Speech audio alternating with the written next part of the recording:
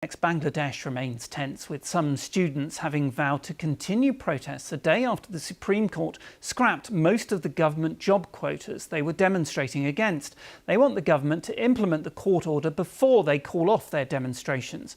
More than 150 people have been killed there in a week of violence. The quota scheme meant a third of jobs were reserved for relatives of veterans from the country's war for independence from Pakistan in 1971. A warning that this report from our South Asia correspondent Geeta Lamai contains distressing images. Troops on the streets, a strict curfew, a near blackout of communication. Bangladesh is using all its might to control public anger.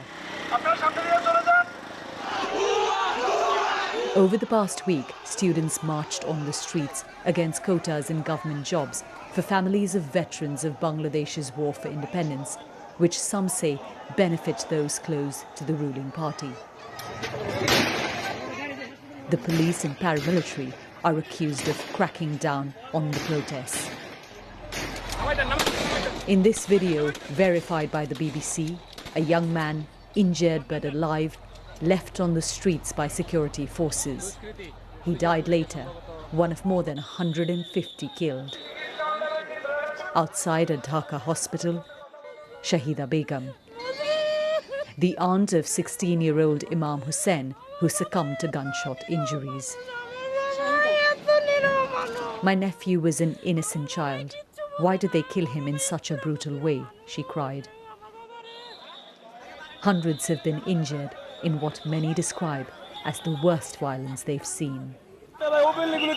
3 of my friends are dead. See, there are blood stains on my hand. Why are my hands colored with the blood of my brothers? Bangladesh's government has denied that it used violence against unarmed students. It alleges the protests are politically motivated. Prime Minister Sheikh Hasina last spoke out on Wednesday. She promised action against those who've committed murder. In nearly 15 consecutive years in power, this is one of the most serious challenges she's faced. Yogita Lamai, BBC News. Well, let's speak to Kamal Ahmed, an independent British Bangladeshi journalist. Thank you very much for joining us on BBC News. I wondered if I could ask by asking you first, were you surprised by the levels of demonstrations and indeed the violence there over the last week? Of course, we were surprised because it comes only within 6 months of an election, which election was always disputed. Nobody, especially international community, thought that election was free and fair. But anyway, the new government, they took power and some sort of stability was there. And so quick, there is such a big discontent and demonstration, protest. It was really unexpected, so quick. Just explain what the students were angry about and whether this Supreme Court decision yesterday will make any difference. It's too early to say that whether the Supreme Court decision will make any decision, because some of the protesting, agitating students have rejected this and said that they also want accountability for this brutal repression.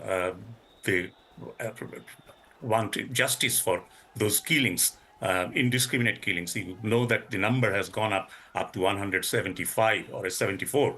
So it's still unclear what's going to happen.